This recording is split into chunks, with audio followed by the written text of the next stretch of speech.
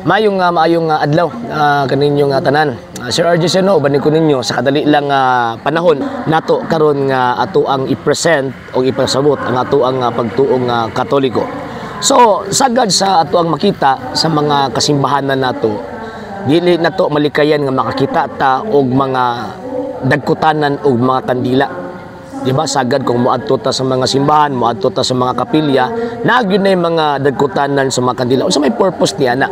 Ang purpose na siyempre, ang mga Katoliko basta magampo manggod, ilabi nagnaipangayuon sa Ginoong Dios, magdagkot gyud og kandila. Pero ang question, nganong kita mga Katoliko pag mag-offer tag pag-ampo, mag-offer tag prayer, nganong managkot man tag kanila?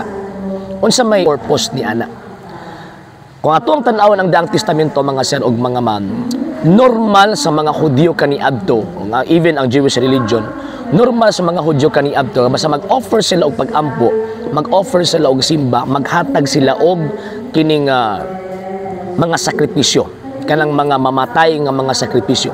So, sa Old Testament ang pinakanon niya na kanang gitawag lamb offering.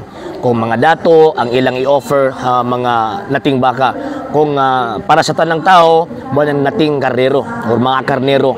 And at the same time, katong tawag ini mga individual prayers sa mga tao, ang ilang i-offer kung dili sa lampati, kanang mga mananap nga kung diin mamatay or magpaagas sa ilahang gitawag og dugo.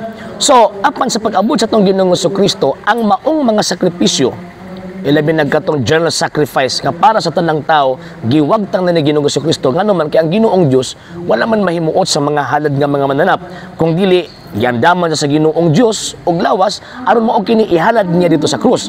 Hebrehanon kapitulo 10 bersikulo 5 and Hebrehanon kapitulo 9 bersikulo 22, kay walay sala nga mapasaylo gawas kun giulaan kini og dugo.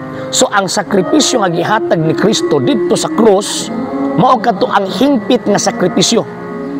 Hingpit og dili matuknan nga sakripisyo. Karon mag-offer banta og mga sacrifices. Ngano man kay sa karon nga panahon ang giwala lang ni Kristo katong general sacrifices, pero ang individual sacrifices wala na giwala. Ngano man kay obligation nato mga Katoliko nga every time nga mag-ampo ta sa Ginoong Dios na atay pangayoon or magpasalamat kita, mag-offer kita og ato ang individual sacrifice, dili kadtong mga mananap, dili kadtong gitawag mga dugo kay prefigured man to sa dugo ni Ginoong Jesucristo, kung dili mga butang nga mamatay or malaya.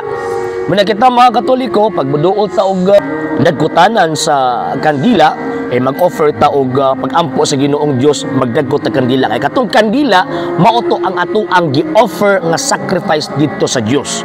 Kunya sa atong mga altar kung mo kabantay or even sa mga simbahan, di ba? Mag-offer tag mga bulak kay kana pagpadayag sa mga sakripisyo nato nga gi-offer nato sa Ginoong Dios nga gitawag og mamatay. Dili madugoon in the sense nga ito ang pag-ampo atong gihalad ngadto sa Ginoong Dios sa paagi nga kung diin kitang mga tao mag-offer ni anang maong mga butanga nga mga sakripisyo. So mo na reason mga sir ug mga ma'am nganong kita mga Katoliko magdagkot og kandila kay atuan ng individual sacrifices nga gihalad sa Dios para sa atong gihangyo, para sa atong pagpasalamat o para sa atong individual nga pag-ampo.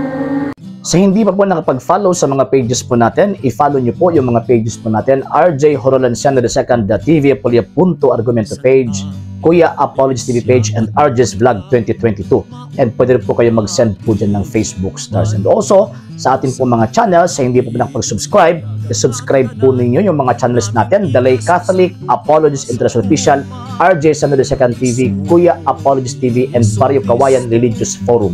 And pwede rin po kayo mag-send po dyan ng super sticker, super chats, and super thanks. And maraming salamat po sa mga kapatid at mga Katoliko na ulis pong tumutulong sa programa po natin. Maraming salamat po. Nang dahil po sa tulong at suporta po ninyo, ang programa po ito until now andito pa rin po sa social media.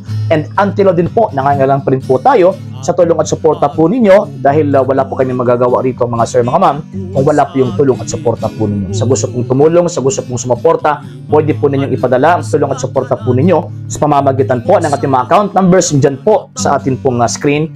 And pwede nyo po kaming i-message sa ating pong page kung via remittance po yung papadala po ninyo. Maraming salamat po in advance.